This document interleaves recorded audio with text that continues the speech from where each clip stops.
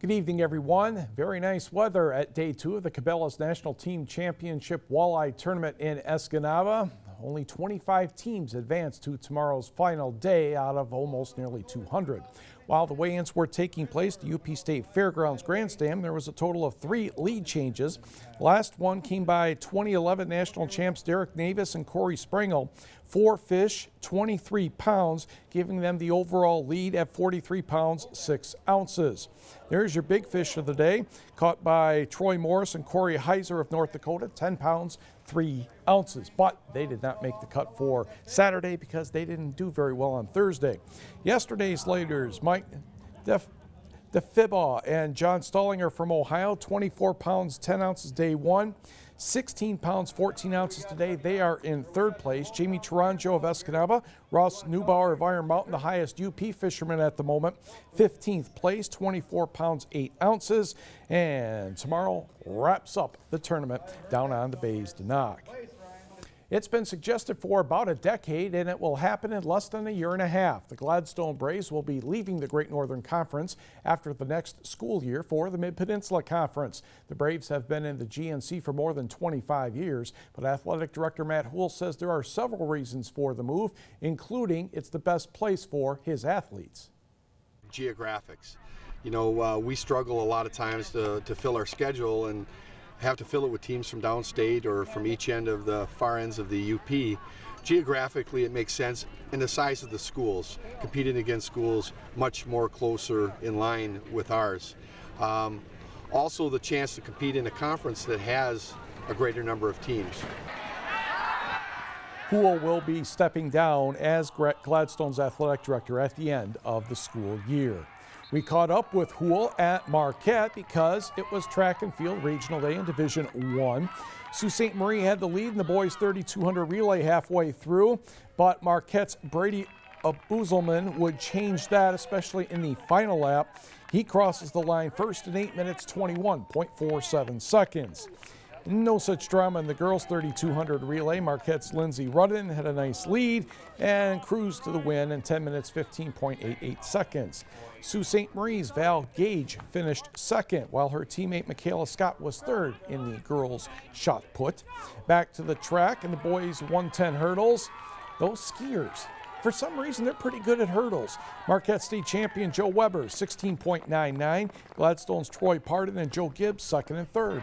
The girls' 100 hurdles came down to the millimeter. On the left, Menominee's Peyton Plachik just edged Escanaba Sonny Martineau by 1/100th of a second, 16.37 seconds.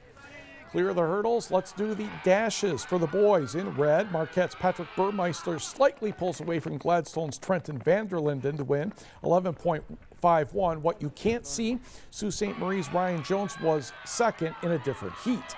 Marquette bookends, Izzy Peterson on the left, Therese Leedy on the right, 12.76 for Peterson.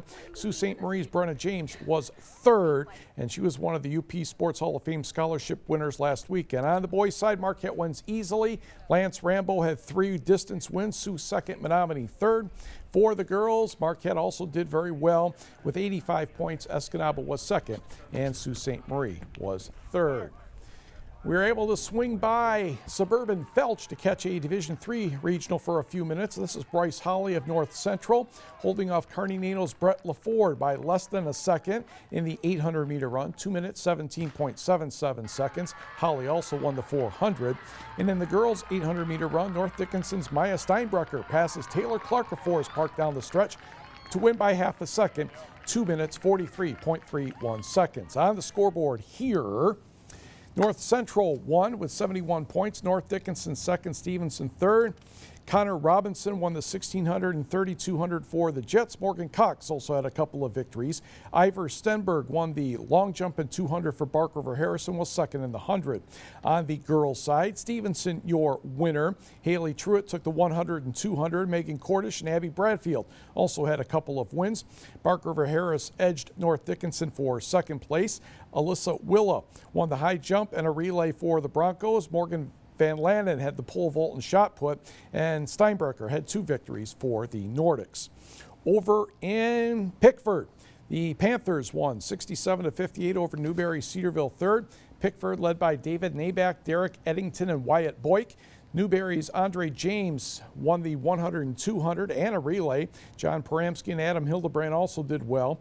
And for Cedarville, Patrick McMakin brought home some first place bacon for the Trojans. Thank you. On the girls' side, Pickford wins by just 1 point over Newberry. Cedarville third. Kayla Rambo and Heidi Hagan paced the Panthers. Taylor Bryant won the 100 dash and 300 hurdles and a relay for Newberry. Emma Bond had 2 distance wins and a third place for Cedarville. Munising Golf today. Escanaba the winner on the boys' side. Westwood second, Gladstone third. Kearney NATO's Hunter Eichhorn carved the course up with a 69. On the girls' side, Escanaba a big winner with Munising second, Manistee third. Paxton Johnson won for the Eskimos with an 81. Megan Dashnaw, her teammate, was second. High school softball, Marquette sweeps Kingsford 3-0 and 7-3. Chelsea Wiggins 15 strikeouts in game 1. Also in high school softball, Hancock an easy doubleheader sweep over Lakeland and Hubble. Emma Almquist had a home run for the Bulldogs. And Negaunee swept 2 in baseball from Alger County 12-0 and 17-4. Hancock, much closer, swept Jeffers 5-4 and 5-3. Gladstone lost to Traverse City St. Francis 5-3.